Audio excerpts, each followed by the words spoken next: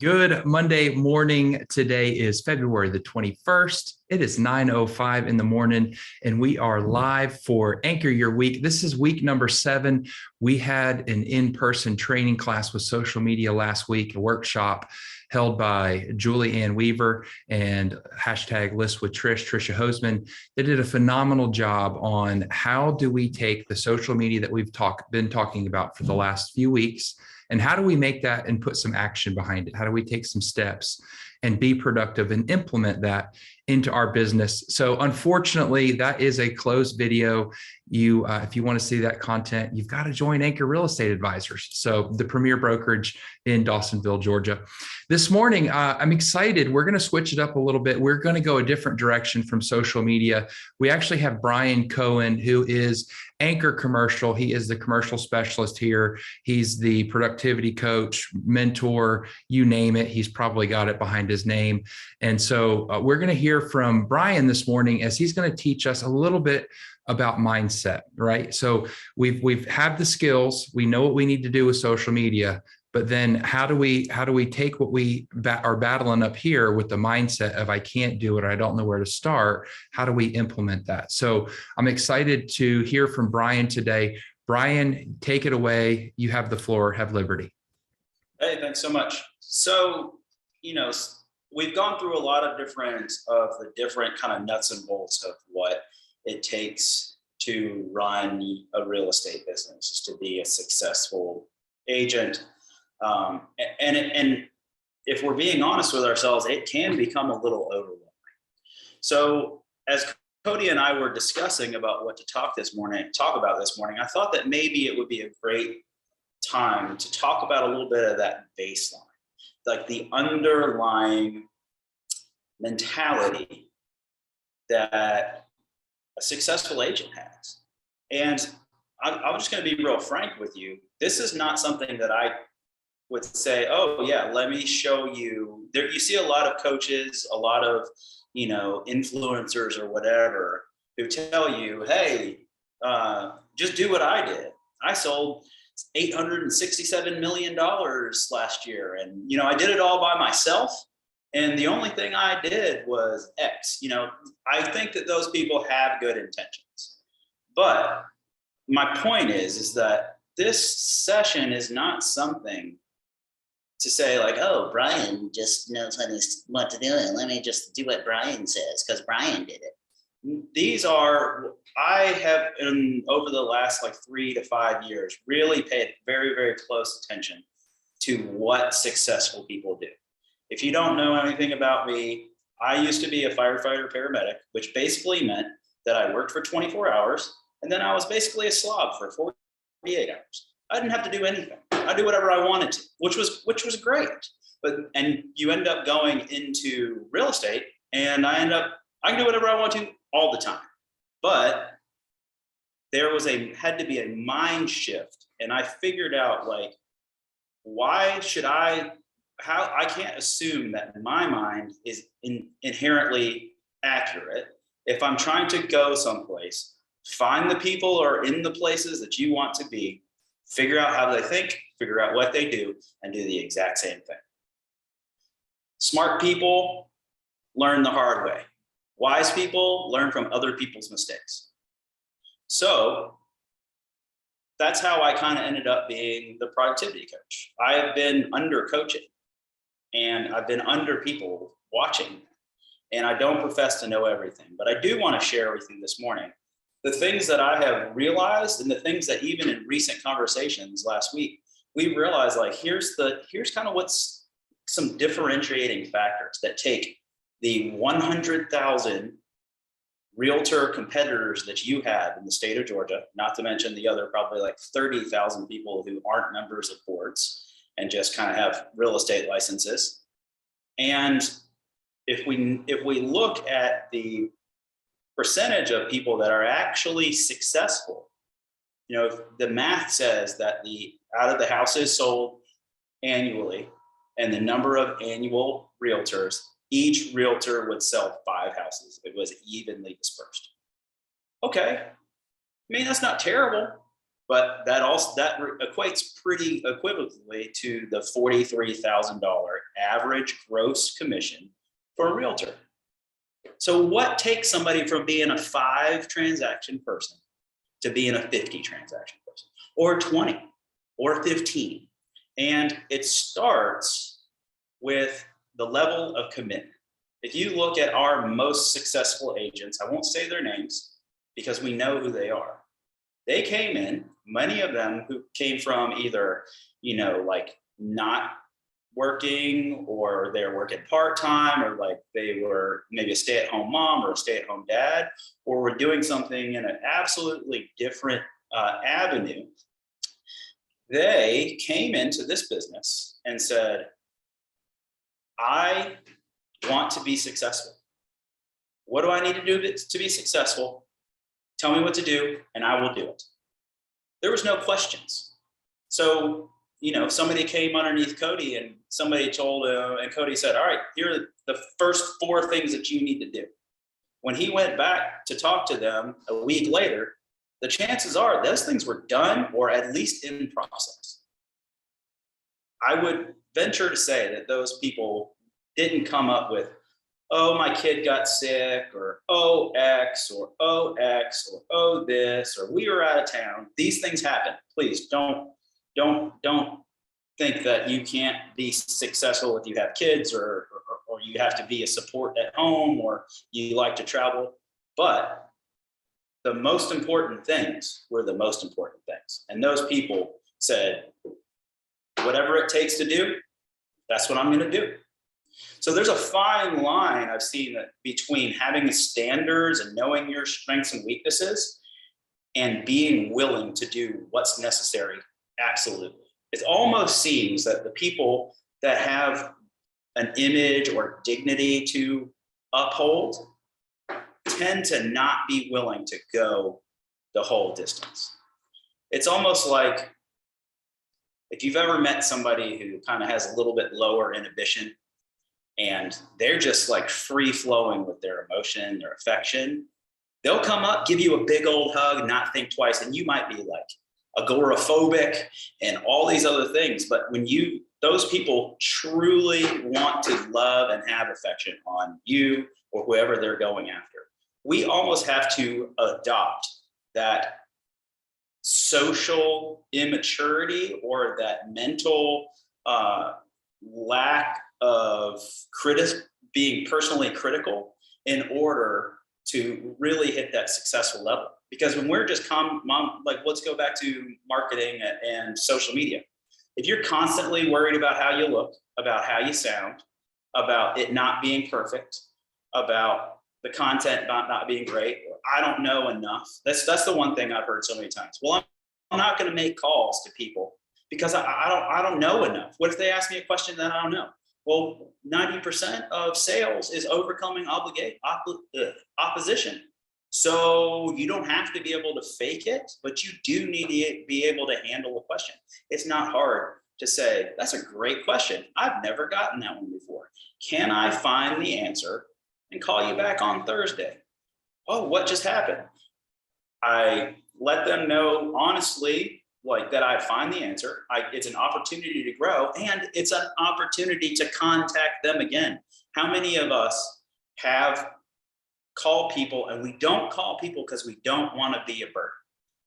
So if you can set up opportunities ahead of time that people expect you to call, you're not being a burden. You're actually doing what you said you were going to do. And just as a small piece of advice, picking up your phone isn't hard to do, but most agents don't do it. Picking up your phone is easy to do, but most agents don't do it. So we have to essentially check those reservations. If you want to be successful, you're gonna have to adopt a mindset that says, I will do anything, obviously with the moral reservation, to achieve X, and name that X. And it's got to be It's got to be something that makes sense. It's got to be something that's written down. And it's got to be something that is visceral enough that it means something to you. Everybody wants to make $1 million. But why do we want to make $1 million? We want them so our kids can go to college, any college they want? Is it so that I can leave a legacy? Is it so that I can help fund a nonprofit that's super close to my heart? When it has a reason and a meaning, it means something. When it's just a number or a status, you're always going to be chasing more. So as we look at commitment, all right, well, how do I manage commitment? Structure is crucial. And structure really, in most cases, comes down to time management, which we've talked about before, but it's something that is a constant conversation. It's a constant evolution for every single one of us, especially if you don't work hand in hand with somebody else. So having partnerships, accountability, people that you work really close with is really, really important. Learning what's urgent, what's important, and what is neither. I don't know how many times I've heard somebody say, oh, I didn't call that listing prospect back because I had to run to Home Depot and get a doorknob. What was the doorknob broken? No, I just, I needed to do this. If we're honest, a lot of us will distract ourselves with things that really aren't important because we want to feel like we're doing something, or just because I can. When it comes to time management, we have to know what's important. We have to do the most important things and do them consistently.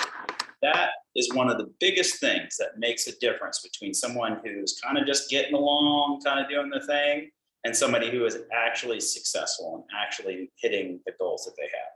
Remember, we have the freedom to do whatever we want. But remember, we also have the freedom to do whatever we want.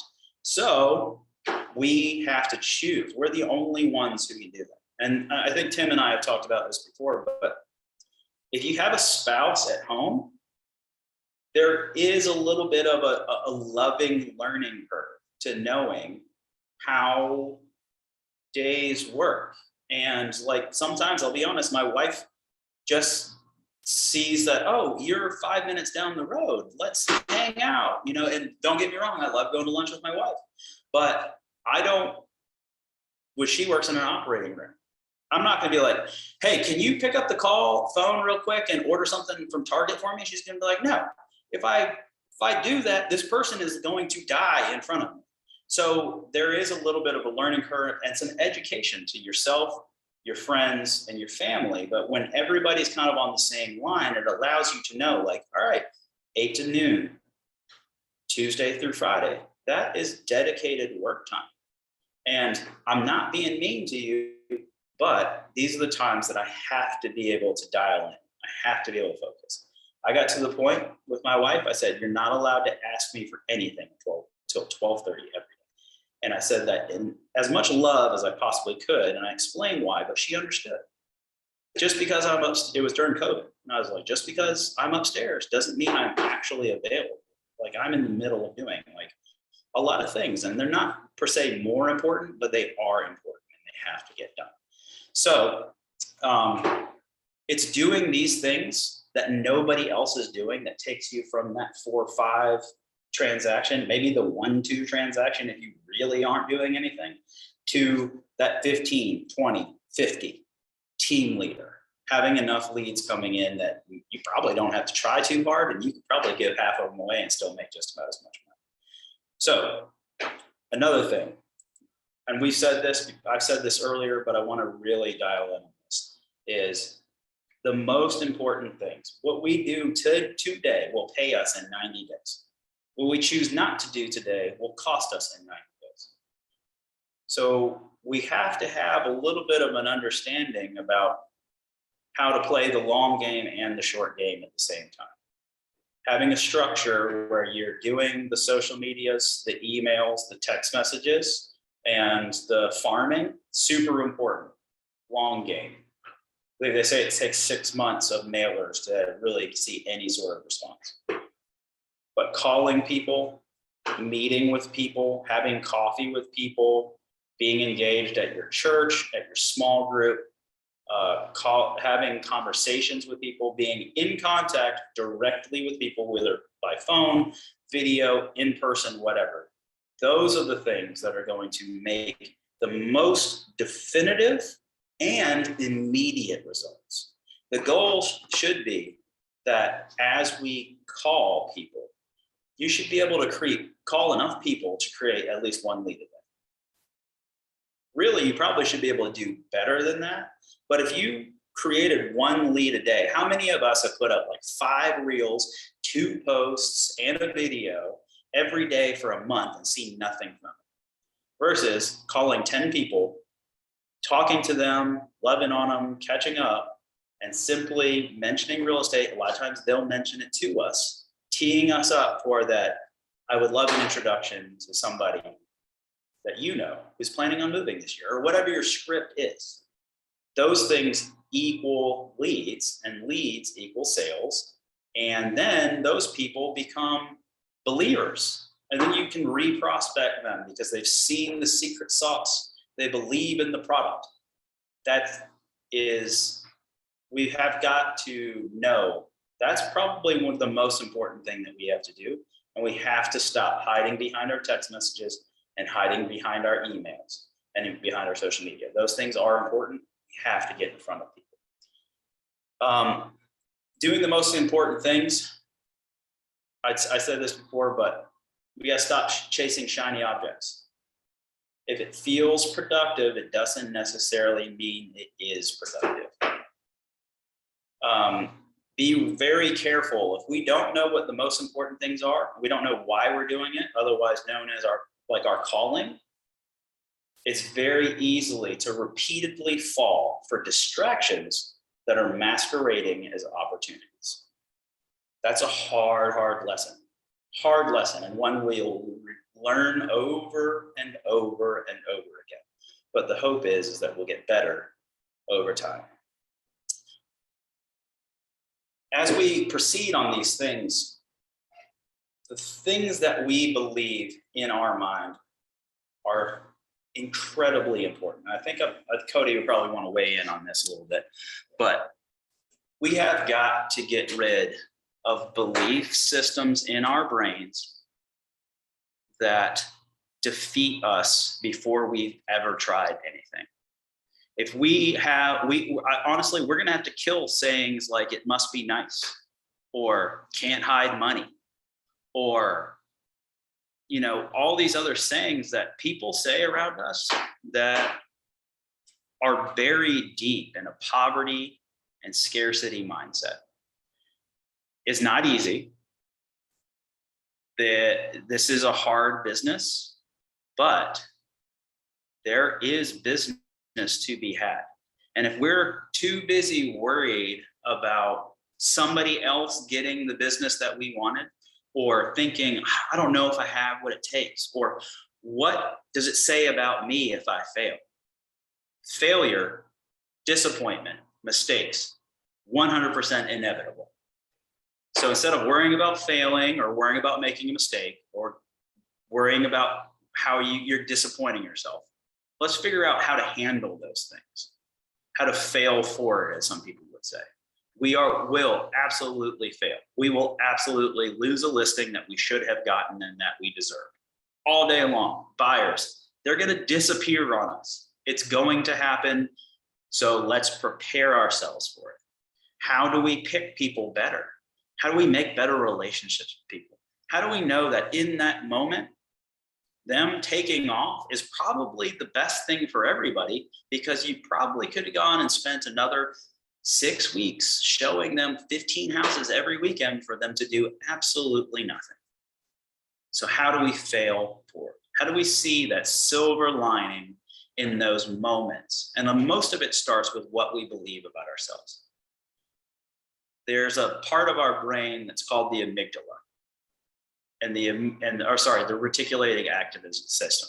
The reticular activating system essentially is how we translate the world. The beautiful thing is the way it translates is entirely up to us. one of the examples that I heard was, if you are looking at, like, if you're looking for red Toyotas and you're thinking about buying a red Toyota, you'll all of a sudden see 1,000 red Toyotas everywhere. Oh, there's one. Oh, there's one. I didn't know that Cody had a red Toyota, because your reticular activating system has been programmed unintentionally to highlight those things. So that's kind of where the power of mindset physiologically comes into play. By telling ourselves these things like Tim shared about ninja selling. I enjoy doing X. I will get two new clients. I will make X per month. I will serve my clients so-and-so. I have what it takes. I am these 5 things. I am strong. I am capable. I am knowledgeable. Find those things that are the doubts that creep up in your head and the whisperings of the devil, and replace them with truth. To summarize that statement is, we have to stop believing lies as truth and replace them with actual truth. That's just a straight biblical thing. And it not only works in our personal life and our spiritual life, it 100% is necessary in business. So when our business and our personal and our spiritual are all wrapped into one, we can actually step into who we were made to be and what the success that we can have. And everybody's success is a little different. So when you're comparing you to you and knowing where you want to be versus comparing yourself to somebody else that has entirely different skill sets, entirely different circles of influence, entirely different goals. Some people want to make $100 billion every year.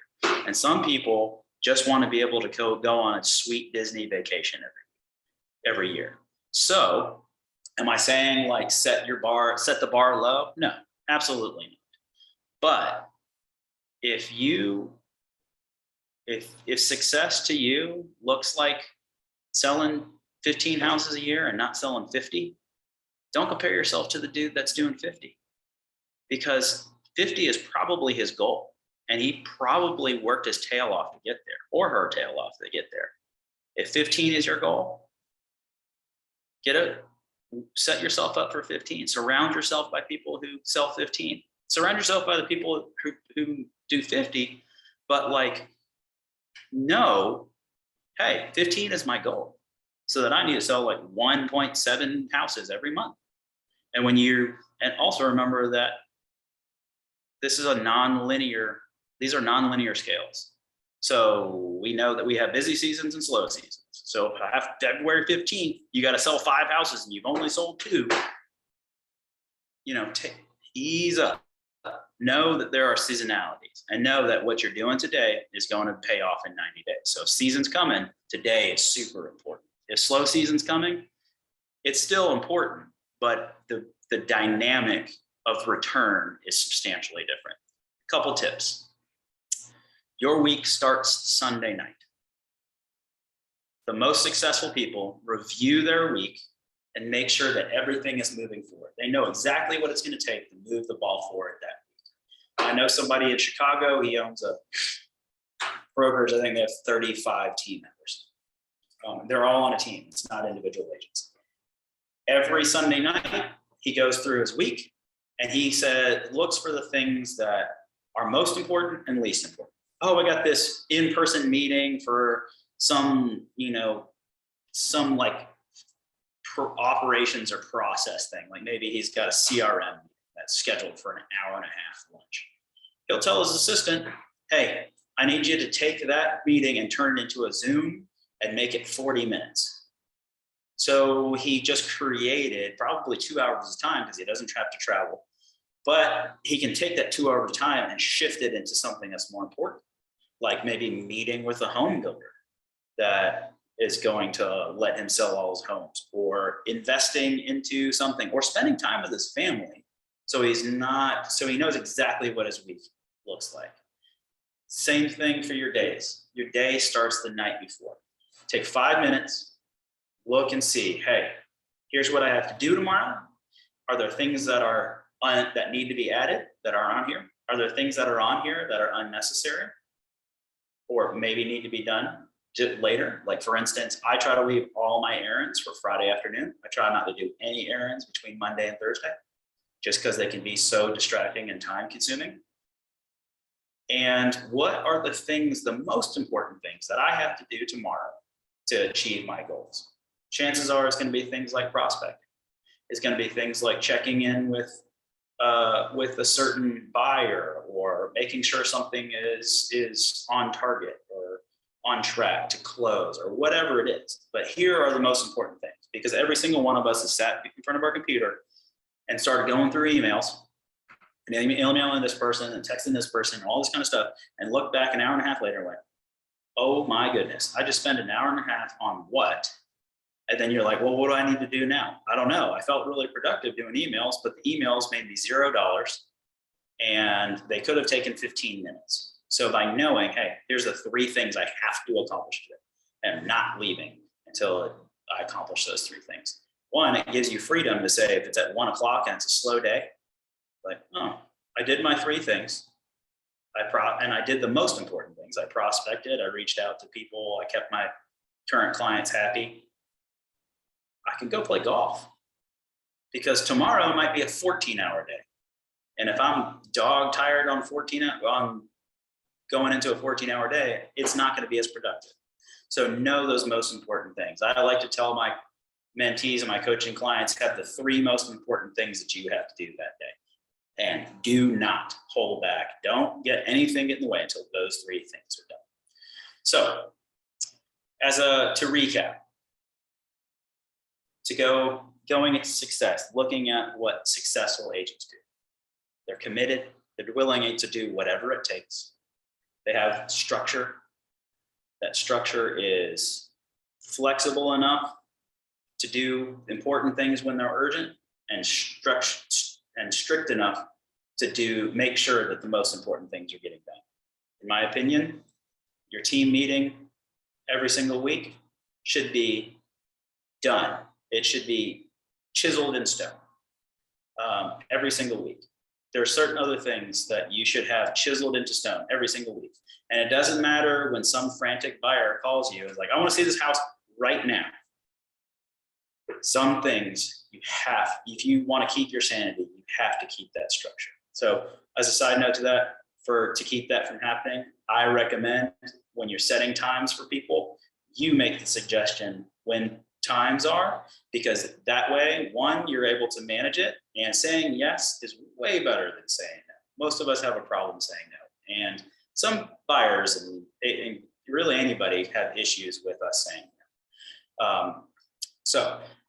Knowing structure is crucial, time management, doing the most important things, doing them consistently, and identifying the lies that we're believing and replacing them with truths about ourselves, about reality, and about how God created us and is leading us.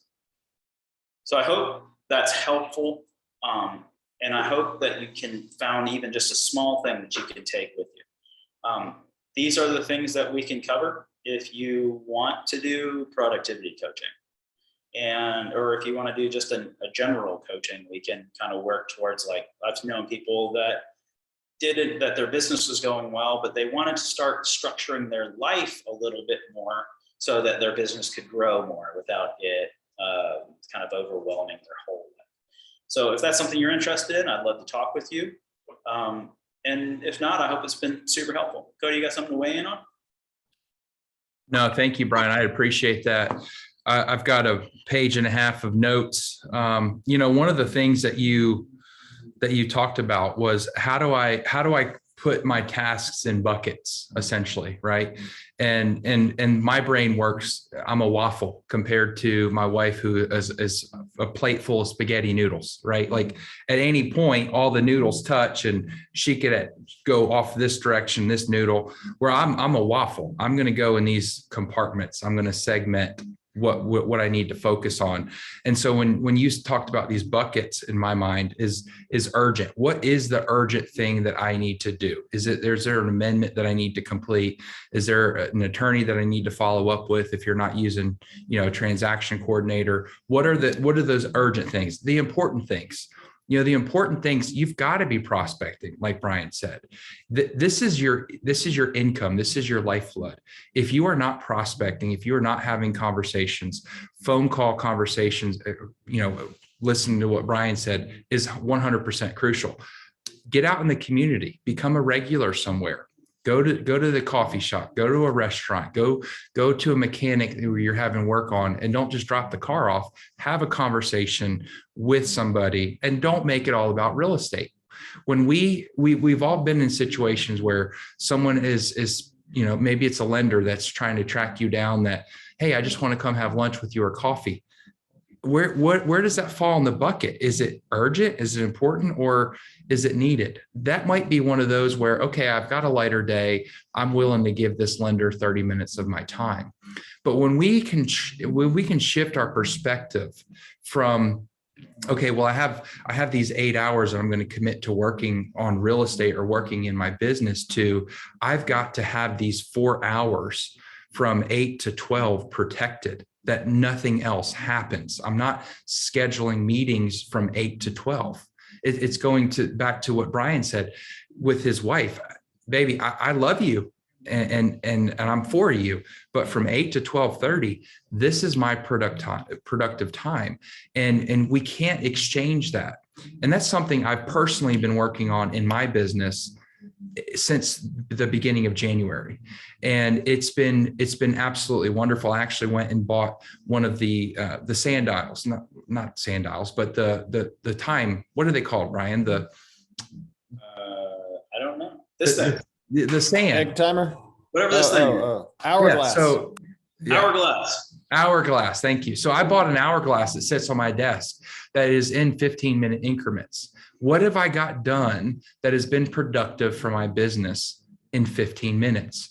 If you really want to see and value your time, you don't have to buy an hourglass. Set a timer on your phone for 15 minutes. Just start at 15 minutes.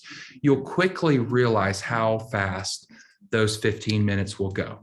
And I want you to challenge yourself with that. Set a timer today. Maybe it's not 15 minutes, maybe it's 30 minutes, but that's a way for you. It's a beginning step for you to start tracking your time, because if you don't track your time will get away from you.